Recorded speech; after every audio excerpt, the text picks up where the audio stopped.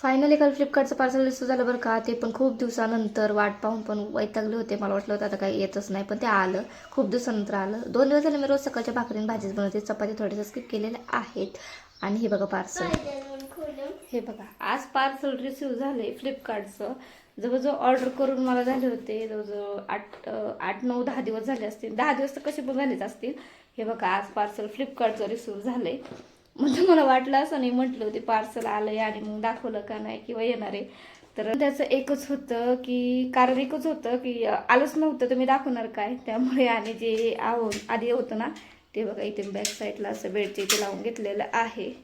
बघा तुम्हाला अनबॉक्सिंग पण करून दाखवते तुमच्या समोरच. साधं छोटंसंच बॉक्स आहे, पण त्याच्यामध्ये खूप छान अशी वस्तू मागवली होती मी आणि ती लावल्यानंतर खूप छान दिसत होती. तुम्हाला दाखवेलच पुढच्या व्हिडिओमध्ये काय आहे ते आणि कसं दिसतंय.